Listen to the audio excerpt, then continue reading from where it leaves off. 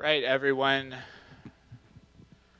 Well, first off, thank you all so much for coming here tonight. I'm really excited to be here tonight. I'm really excited to have Tony here tonight. I'm excited to have all of you here tonight. So welcome to the Interfaith Center at Tufts, or on the edge of Tufts, kind of in Medford here. If we haven't already met, my name is Walker, and I'm the humanist in residence here at Tufts. And I share, my office is downstairs in this building, if you ever want to find it. And I share an office with Priya Shraman, who's our Buddhist in residence downstairs. And I'm a part of a wonderful and thoughtful team of colleagues and chaplains, many of whom are here tonight. And we work together and we just try to craft an inclusive and progressive, religious and philosophical life on this campus and across all of Tufts campuses. And I direct the Tufts Humanist Chaplaincy. And so the Tufts Humanist Chaplaincy was founded in 2014 with the support of our current university chaplain, Greg McGonigal, after years of student organizing. And what students were hoping to create back then and what we hope to create now at the Tufts Humanist Chaplaincy is a space inside of the Tufts institution, an institutional space with institutional resources that are dedicated to supporting and creating opportunities for reflection and for connection and for action among people in our community who maybe are interested in some of the questions that people in religious communities are also interested in, but don't consider themselves religious. They might be humanists or atheists or agnostic, or don't really find value with a label at all, but they don't really believe in the way that other people believe. They want to engage with those questions together, and they want to engage in the world in a similar way. And in the last 4 years, as our society and as our environment have changed a great deal, so also have humanist life at Tufts changed. And this year, we focused somewhat more on service and justice in our programming, particularly in the relationship that our campus has with the communities that we share in Medford and Somerville through our through our Humanists Against Homelessness initiative is a big project we've been working through. And I'm really grateful for a lot of the hard and thoughtful work that our student leaders have put to make humanist life possible here, especially the co-leaders of our humanist community at Tufts. And I just wanted to recognize and celebrate them. One of them's here tonight, Corinne, who I'm very grateful for here tonight, and is also a graduating senior. And so I just wanted to celebrate her and just give her a round of applause for all the great work that she's done in 4 years as a part of the humanist community here. So thank you, Corinne. So several years ago, students began asking, beyond just the question of what is humanism, asking, okay, so, well, humanism involves some measure of taking responsibility for the world around us and engaging with ethics in the world on earth and considering sort of where do we find awe, finding awe as it emerges in our relationships and in our experiences in the natural world. But people were also interested in asking, what does this look like in action? What does humanism look like out there in the world? And so this began what we've now called our New Directions series, which is what we're doing here tonight. And our first panel in our New Directions series several years ago engaged with this question in terms of educational chaplaincy and ethical culture and political advocacy. And we asked some of our panelists sort of how do you carry your humanism through your life and into your work and in action. And then for the next 2 years, we focused on chaplaincy specifically. What is chaplaincy in prisons, in healthcare, and end-of-life care in a world that is increasingly people who identify as nuns, increasingly changing religious landscape. What does this shift mean for those of us who offer care to people in that demographic? But this year, we wanted to pivot in yet another direction. And we wanted to give time to someone who I respect a great deal to thread an emergent sort of humanism with what is so deep and pressing a concern among us, indeed, especially here at Tufts, that is systems of race and racism in America. So I'm thrilled and very grateful to be welcoming our speaker for this year's New Directions program this evening. So he's the Agnes Cullen Arnold Professor of Humanities and Professor of Religion at Rice University, and the founding director of the Center for Engaged Research and Collaborative Learning, also at Rice. He was the 2006 Humanist of the Year at the Harvard Humanist Chaplaincy, and he's the author and editor of over 35 books, including When Colorblindness Isn't the Answer, Humanism, and the Challenge of Race in 2017. So here, please join me in welcoming Dr. Anthony Penn.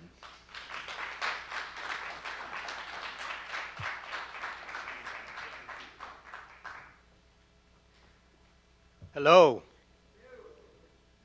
How you doing?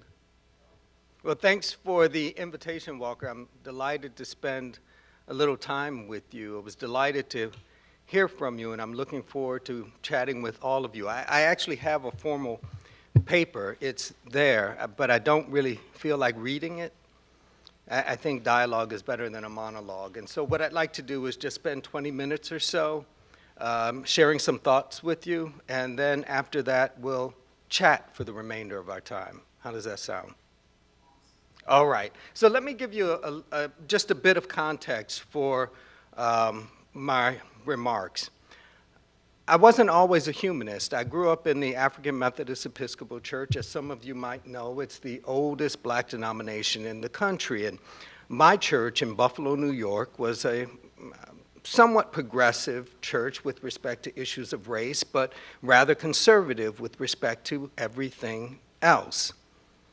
Right? Progressive on issues of racial inclusion, but extremely backwards on issues of sexuality, gender, class, ageism, extremely backwards. But I was in this church and I was preparing for ministry, and this preparation started rather early. I was a preteen when it started. I couldn't go to the mall by myself, but I could lead people to Christ. It was a little odd, but I could do this, right? I was in charge. I was the little guy in charge of opening the doors of the church, and this is a major moment at the end of the service. This is when you invite people to come into right relationship with God, avoid hellfire, and I believed in hellfire, and get things right. I could do that, but I couldn't go to the mall alone, and I couldn't vote. But I was determined to be involved in ministry. It made sense to me. I wasn't quite certain why. Perhaps it was because the more useful role models I had tended to be in relationship with church. And so there was something about proper relationship with community that was tied to proper relationship with church. And so I was going to have this. And my grandmother made it clear to me that if I was going to move into ministry, I had to do this right. That she would not make use of a doctor without an MD, nor would she secure the services of an attorney without a JD, and her grandson, if he was going to be involved in ministry, was going to do it right and secure proper education. This made sense to me. My sisters were in higher education.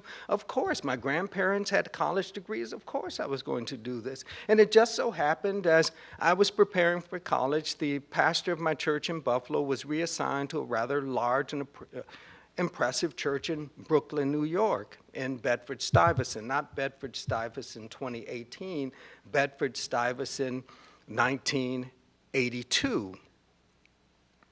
Crack is emerging, and it's an economic force, yes. It's destroying lives, but it's producing revenue. It's a kind of tense relationship with the American dream. And so, but for my mind, my pastor moving to Brooklyn was a clear indication that I needed to accept the invitation for Columbia and join him in New York. And so I moved to New York, and I'm 18 years old, and I'm the youth pastor of this rather large African Methodist Episcopal church. I hadn't experienced much life, but I was in charge of the well-being of these young people. And one of the things that was really important to me was to make certain that they developed the ability to create worlds with words. Right? I wanted them to be able to use language to carve out something for themselves, to occupy time and space in a way that was significant. And what blew my mind was in the basement of this church in Bedford-Stuyvesant, so many of these young people who had an assignment of writing for 15 minutes nonstop found it easier to write about their demise than a future that entailed flourishing. They found it easier to craft eulogies than to outline a bright future. And this just blew me away. And it blew me away because I had nothing to say in response, nothing substantive. I had theological cliches I could provide, but nothing that made a real difference once they left the doors of that church and moved back into the world. Nothing that mattered. And this started to rack my mind. I was having a really difficult time with this, so difficult that there were points at which I just could not be there on Sunday.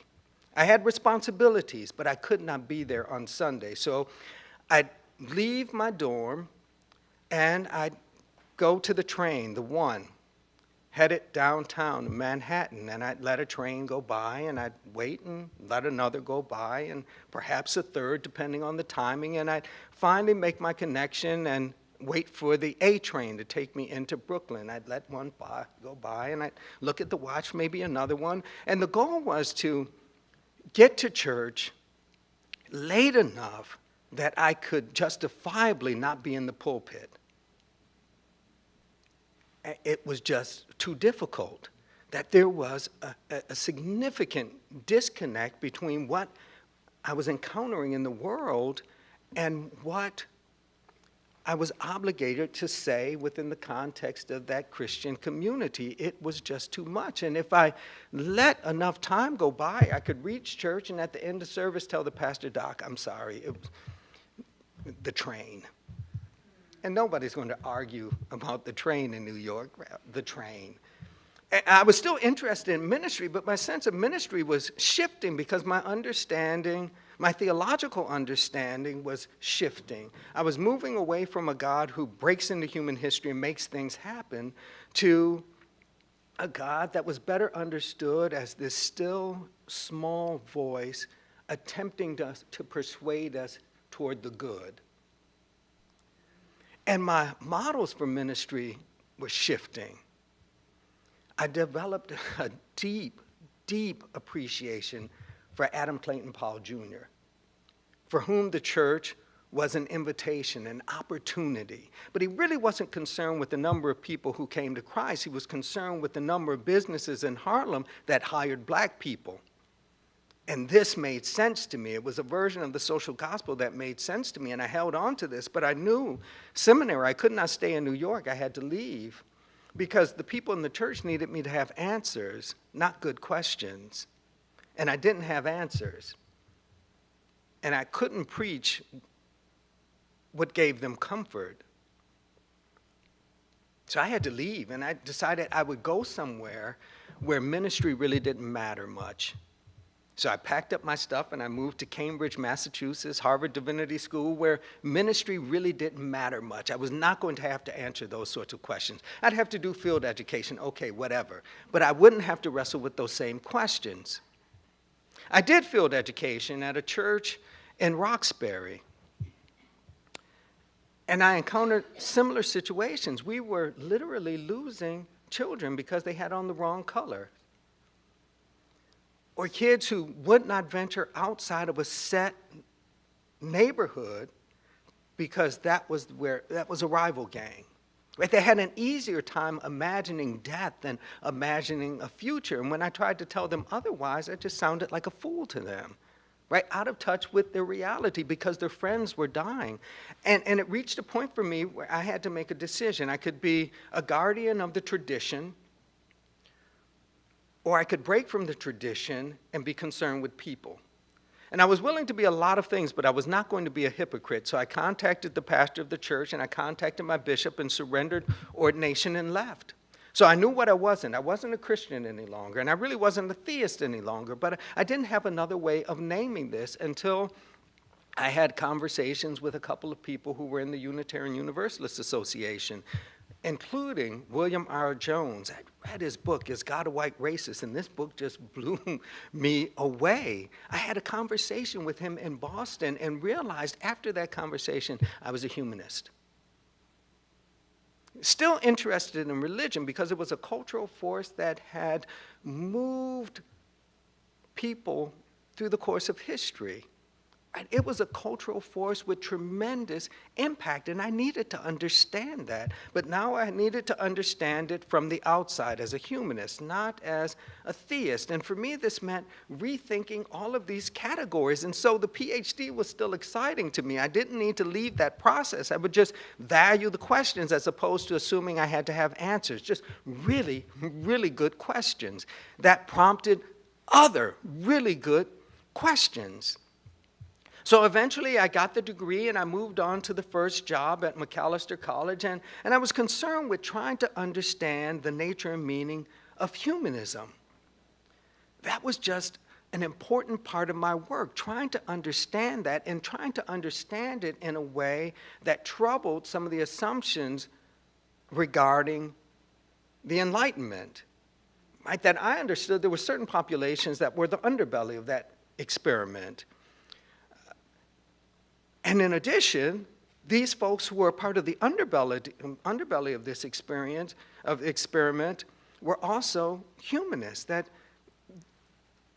there were populations that we did not explore adequately, that we assumed could not embrace this sort of orientation, this philosophy of life. And I was determined to rethink that. And so much of my work revolved around and continues to revolve around the ways in which so-called racial minorities or people of color, and I actually prefer people of a despised color, right? Because it doesn't allow us to assume that whiteness is normative. So people of a despised color, their embrace of humanism and what that has meant and how that has troubled certain theological assumptions, certain theological categories. And so I've maintained this interest over time, and most recently I've tried to apply some of this thinking to the Obama age. I mean, this is just fascinating, isn't it? The campaign and the 8 years this man spent in office, this is just staggering, staggering.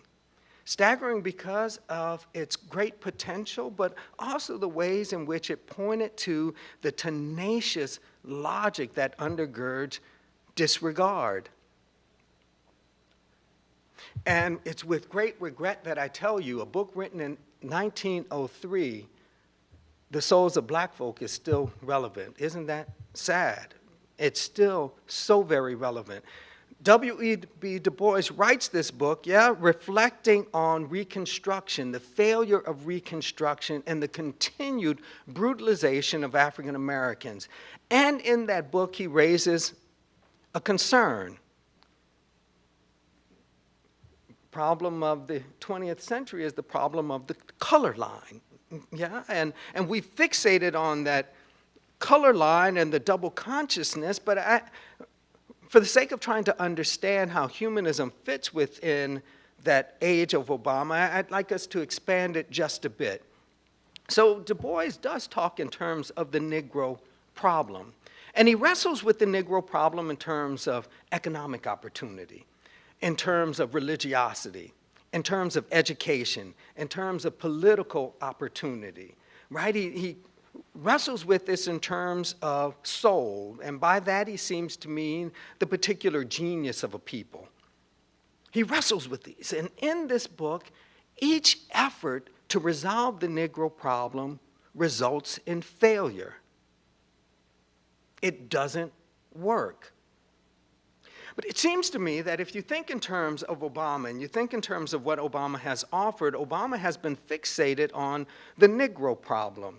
And that he has tried to resolve through political maneuvering, through economic opportunities, so through social adjustments, through educational opportunities, but with failure. And it seems to me this is why folks like Cornel West are so angry with him, so very angry with him, that this effort to resolve the Negro problem from Chicago out didn't produce anything. I don't know if any of you are hip-hop fans, but this in part is Kanye West's argument, right? He was in office for 8 years and Chicago didn't get any better.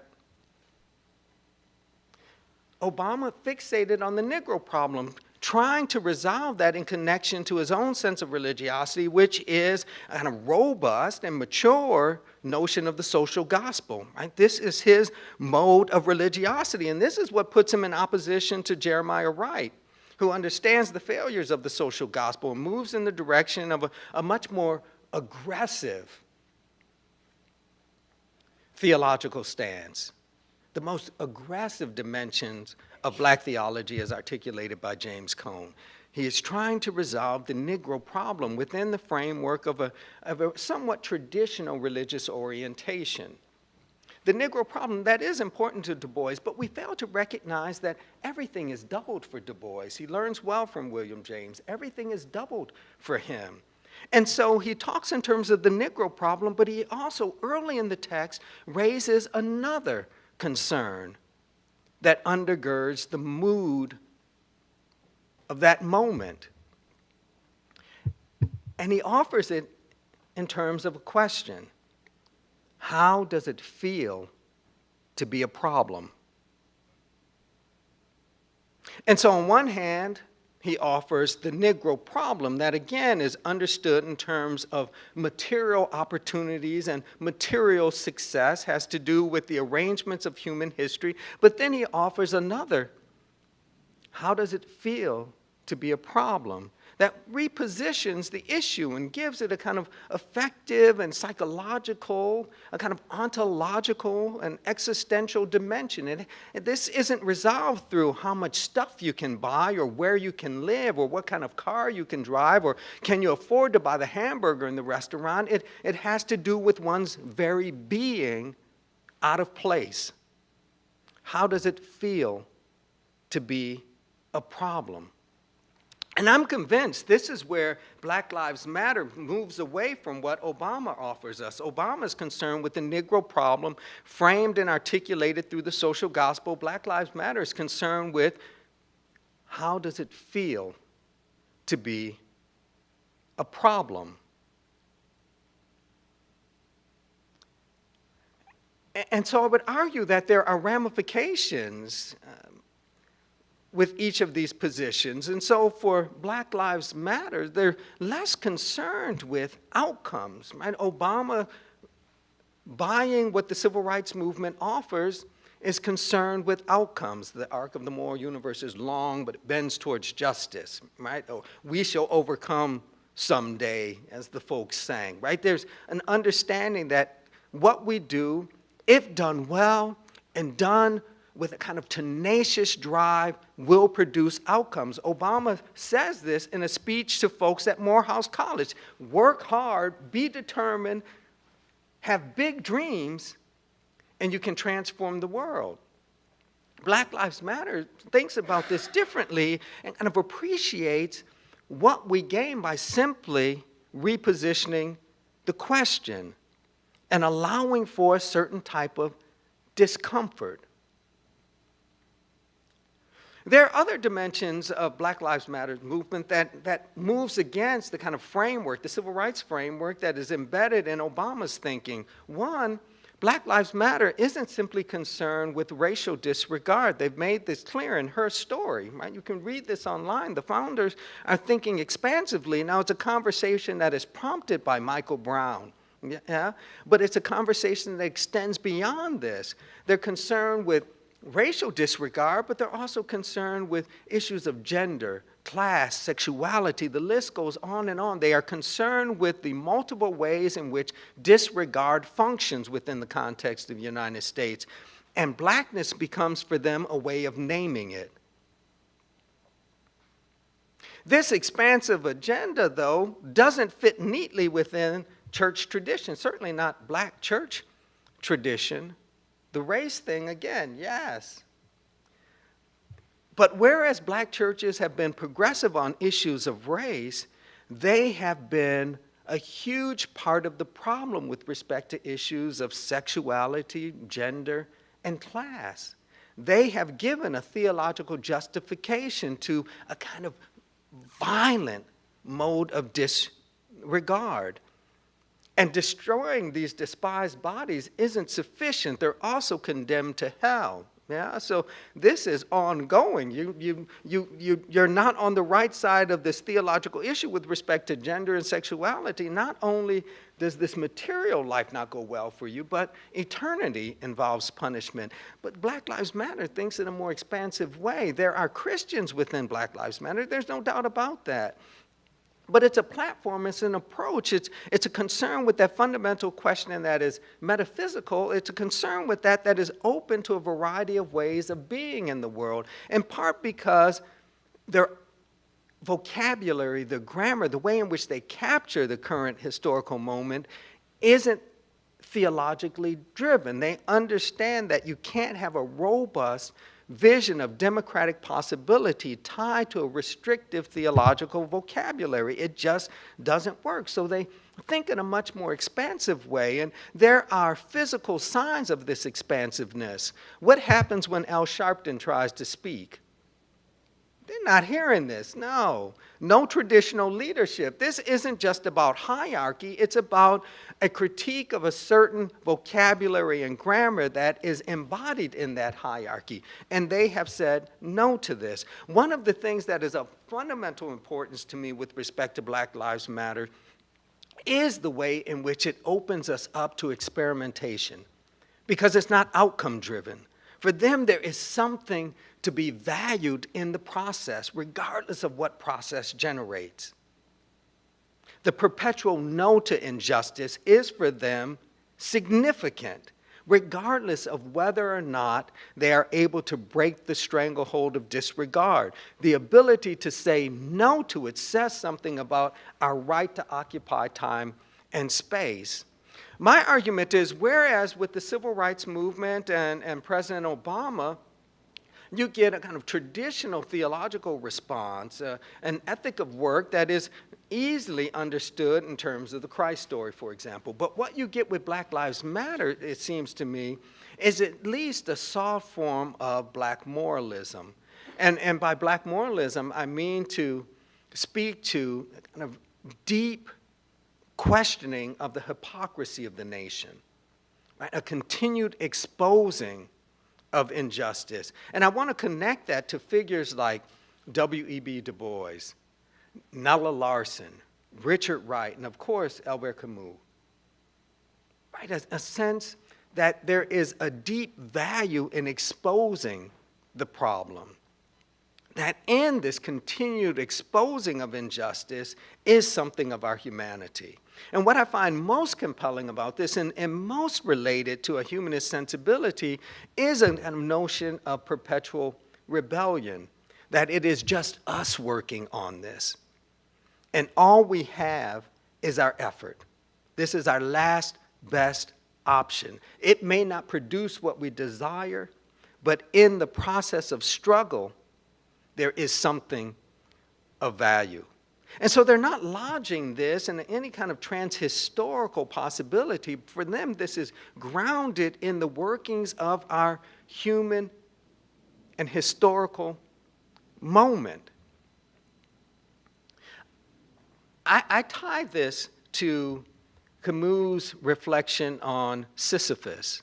If you've not read The Myth of Sisyphus and other essays, you should really put it on your summer reading list. It is just a wonderful book, or at least this essay, the title essay, The Myth of Sisyphus. It's what? It's maybe 5 or 6 pages in the book. It's not really long, but it is just wonderful. It has a poetic quality that has just captured me, and I just can't let this go. And in this, he's arguing, look, you have to understand what Sisyphus is doing here, that there's a mode of lucidity or awareness that is modeled by Sisyphus that is deeply important. And I would argue Black Lives Matter models this same sort of lucidity or awareness of circumstances.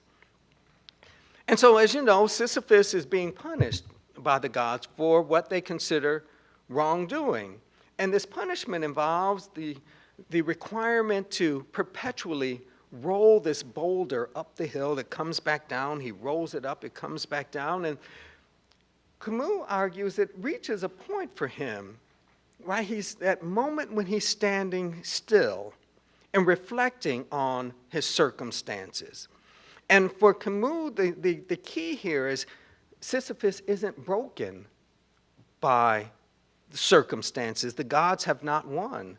He's not broken by it. He doesn't surrender to the circumstances. He provides a perpetual no through this continued labor. And it seems to me this is what we get with Black Lives Matter. It's a different framing of struggle, a framing of struggle that doesn't fall into the trap of outcomes, but instead understands the deep value and importance of struggle. Just do what you can. And so on some level, it seems to me what we get with Black Lives Matter is an urging to to think and to do for as long as you can without the assumption of any sort of external assistance, just based upon your own tenacity and the strength of your body. Just do. And for me, this is just deeply compelling, and I think it points to some of the best of humanism's principles and understandings.